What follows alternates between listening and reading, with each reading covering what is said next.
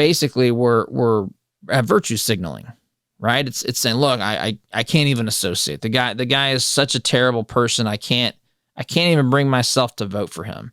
Meanwhile, the other guy is involved with the political party that is arguing for abortion up until the point of birth. The other guy is running a party that has decimated the U.S. economy, that has decimated the U.S. border, that, by the way, has caused, in some cases, actual death to American citizens, whether it's through crimes committed by people that should not be here, whether it's from crimes of people that should not be here and who were released back into the general population, whether it's from drugs coming across the border that are killing people. I mean, it's quite literally that decision has taken lives. Apparently, no problem with that.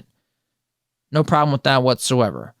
Inflationary problems, financial crises that are created by the ideology of the morally bankrupt radical left. And folks cannot seem to understand that that is hurting families in dramatic ways, in real ways. Forgive me for not caring about a stupid tweet.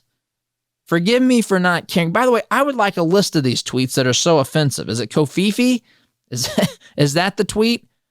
I mean, I don't know. What happened to this country? What happened to this country to where this is a real conversation? We have real problems in this country.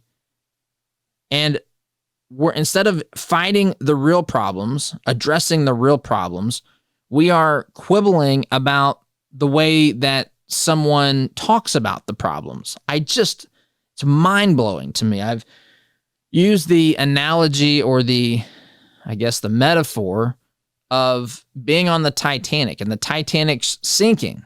The Titanic in this metaphor is our country. We are taking on water, my friends. We're taking on water by high inflation. We're taking on water by weakening our border, weakening our culture. This trans agenda, the stuff that's being thrust upon our children. We're taking on water. The ship is sinking. I'm not saying it can't be salvaged, so it doesn't have, I'm just for the sake of this metaphor.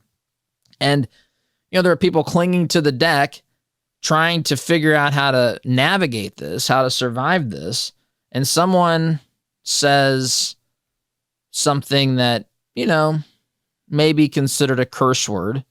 And it's like stopping and addressing that person and chastising that person for using a 4-letter word, when in reality, the real problem is the stinking ship is sinking. Like what sort of perspective does one have to quibble about those things that have nothing to do with the overall larger picture?